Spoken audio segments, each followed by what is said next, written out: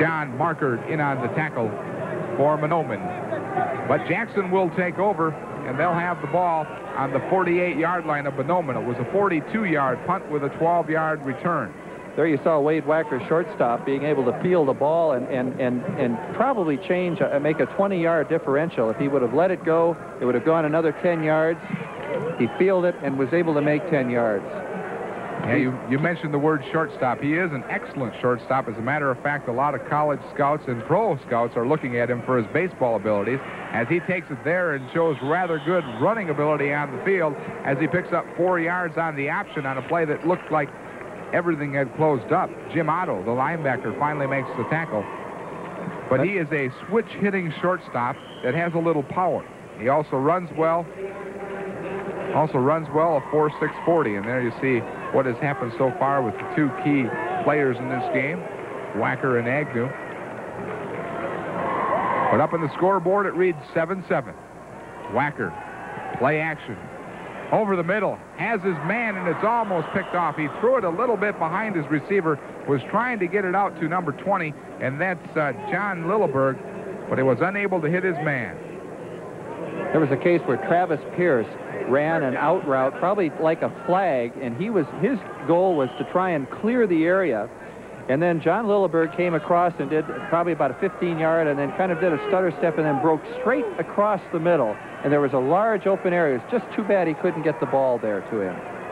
He calls plays, and he likes to put it up, and he has the first down as he hits Lonnie Bloomquist over the middle. Bloomquist drives all the way down to the 31-yard line. It's a pickup, 13 on the play. Lonnie Bloomquist showed exceptional concentration on the ball.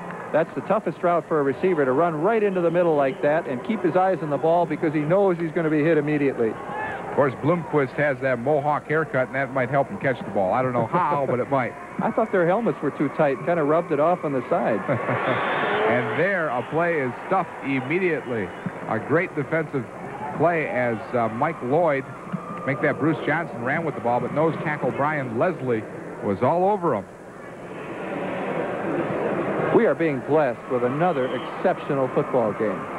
We were fortunate in the first game, and looks like we have another dandy. 7:35 remaining in the half. Tell me the fans aren't excited about the prep ball. Wacker to put it up. He has his man. He has the first down. John Lilleberg is turning into his main receiver. And Lilleberg picks up 11 yards on the play. The ball all the way down to the 20-yard line. Joe, that was a textbook play. That's all there was to it. Perfect route, perfect throw, went right to the sidelines, perfect timing, an exceptional defensive play. Coming up and knocking, I believe, was it Lilleberg? Knocking him out of bounds. Yes. Exceptional route. Very, very good football right there. And Wade Wacker, after a very shaky start, is on the money now. Wacker fakes up the middle, keeps it himself, and he's hit hard, and he fumbles. And Mahnomen comes up with the football. It looked like Philip Brunner. Yes, it was. Number 70 was the man to fall down on the football. The 5'11", 190-pound senior picks up the pigskin, and Mahnomen has the ball. Let's give credit to Mahnomen again. They are really hitting them. They are out there just stuffing people. They're hitting them hard, and they forced another fumble. We got a chance to watch. That's the 5th time. Let's see if we can pick up who had the hit right here. Oh, it was a double hit. Brian Leslie down underneath, and then Philip Brunner came up with the ball. Frank Burdick now, as we go back to live action, trying to break to the outside, and Burdick with a pickup of 7 yards. You get him to the outside, and he can scoot.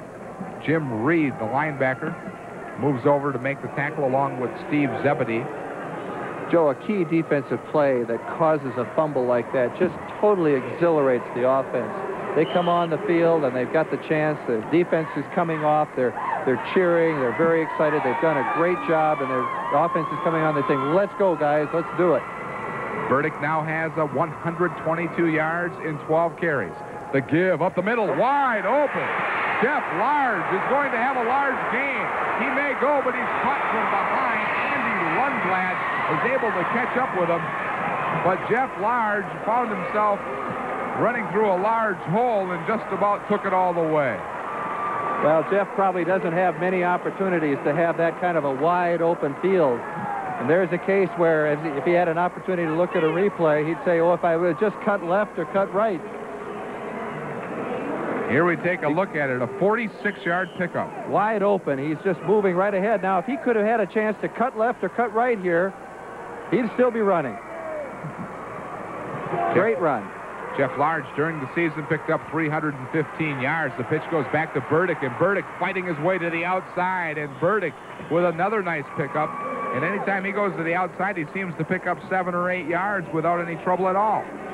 For them to have so much success, for Mahnomen to have this kind of success on their sweeps, they've got to have some good tight end and tackles being able to block down. And for Mahnomen, we've got Rodney McCollum, who is the right offensive tackle, Kevin Hedstrom, tight end, Doug Johnson blocking down the other end, Jesse McCollum. It's second down. Make it 2 yards to go. A pickup of 8 on the play for Burdick. He now has 130 yards. He keeps this up, he's going to shatter the Prep Bowl record. Hand up the middle. That's Jeff Large, and Large fumbles the football. And once again, another turnover stops the drive, and we're seeing this happen. Both teams are moving the ball in between the 20s, and another turnover. And another turnover. It's almost like the weather in the Texas Panhandle is going to change at any given moment. Oh, we had a bad handoff there. He just wasn't able to get the ball at all. The ball lying on the ground. Heads-up play. Number 62, Eric Ringquist. We've said his name a number of times today, but that's smart heads-up defensive play. Well, he's one of the Mohawk boys, so those Mohawk guys are doing all right. There's a timeout with the score tied at 7. We'll be back right after this.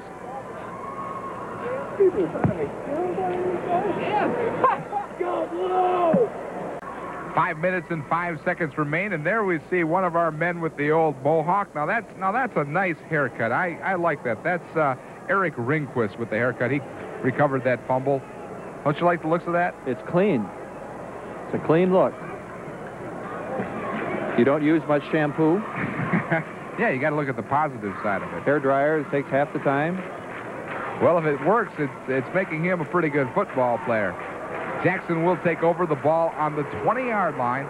If Jackson can control this ball now and drive down the field, they can go ahead at halftime, and that would be a very significant step for them. The give is up the middle, and with the ball is Bruce Johnson, and Johnson fights his way for 2 yards. Brian Leslie, the nose tackle, in on the tackle. They seem to be setting up the outside run in this option.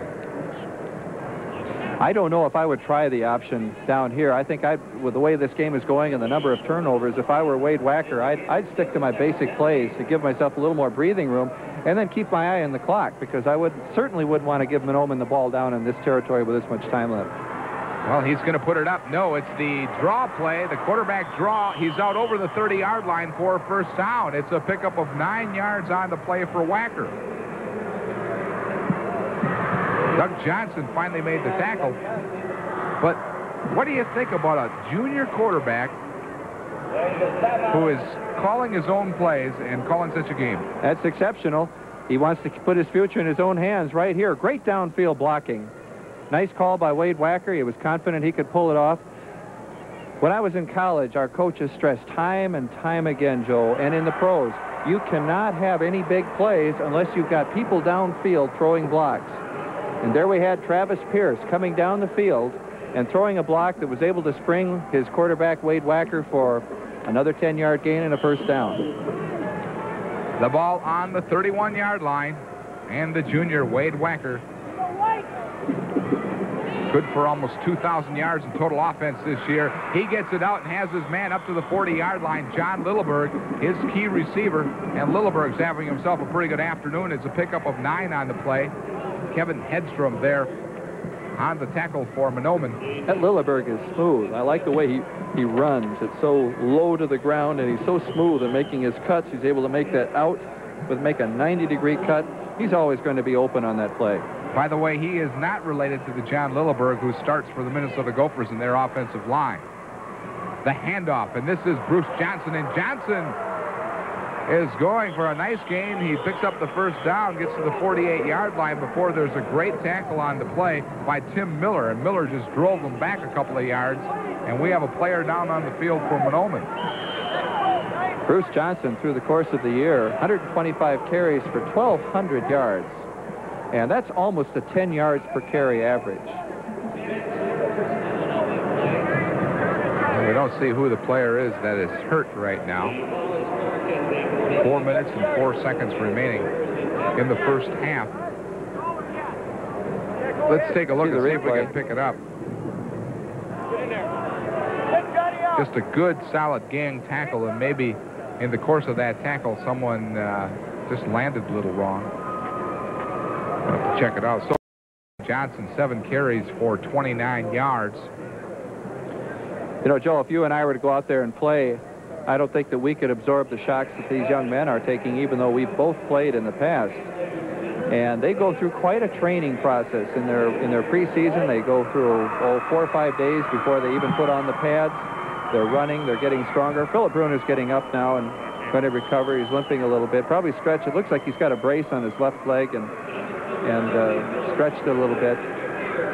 But they go through the course of a season. They're going to strengthen their muscles and become trained and firm, and they're able to handle these shocks much better than us lay people up here who go out and take a shot. It'd be very, very difficult. We'd need to go through the same training process. I wouldn't be out of bed for a week, I'll tell you, after one hit.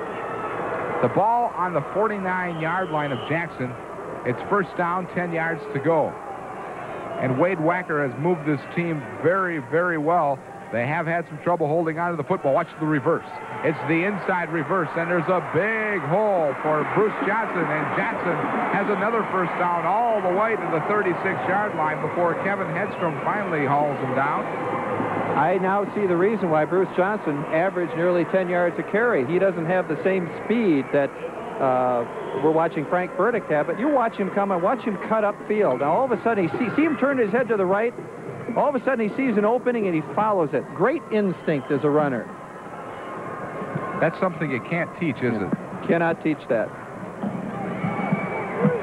The ball now on the 36-yard line. 44 yards and 8 carries so far for Johnson. It's another first down, and Wacker has his team moving. It's the handoff to Johnson, and Johnson goes right at the middle, and Johnson will be very close to another first down.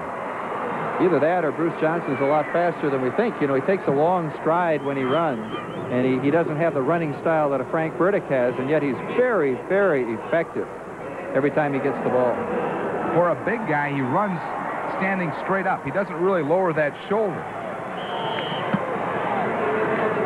He does have good size, 6'3", 190 pounds. If I were a college scout, I'd want to look pretty hard at him. I think he's got some developing to do. Well, he carries about 5 guys with him when he runs, too. He picked up a first down on the last time he carried the ball. This time he'll pick up 8 yards before he's finally taken down by Jason Spaeth. There's a pretty good-sized linebacker himself. Spaeth, 6'3", 225. I could probably do Jackson a favor by saying, let's take Bruce Johnson out and give him a rest. Yeah, that's what you said in the first game for Tom Mall, and then he ran a 30-yard touchdown for Lyndon Felton. It's second down, 2 yards to go. The ball on the 18-yard line. The give. And it's going to be a touchdown for number 31. And that's Jeff Brown. They had been going time and time again to Bruce Johnson. Jeff Brown comes in and runs off tackle and goes in for the touchdown, a gain of 18 yards. Joe, heads-up play by the tight end. He points on the right-hand side, points and tells the tackle who to block. They double-team right there and springs us for a touchdown. I watched him point with his hand. He drew my attention. I said, oh, no, please don't get called for a penalty. He knew exactly what they needed to do for the score. And the kick is up and good by Wade Wacker, and Jackson has pulled into the lead with 2:36 remaining in the first half, 14-7. And if you noticed on that play, I don't know if we'll be able to see it, but Bruce Johnson was still back. He was still in the backfield, and a couple of people were keeping their eyes on Bruce Johnson, and Jeff Brown goes in the end zone unmolested. That was quite a drive. That was an exceptional drive, and it took up almost 2.5 minutes of time. So Jackson has the lead in this ball game for the first time. It's 14-7 Jackson over Mahnomen with 2:36 remaining. I think the fun part about this game for us is that we know that Mahnomen can come back and do the same thing in the time remaining and tie this game up or even go ahead at halftime. I don't think it's the case where we're seeing two defenses that are weak. I think you're just seeing two exceptional offenses. They can both move the football.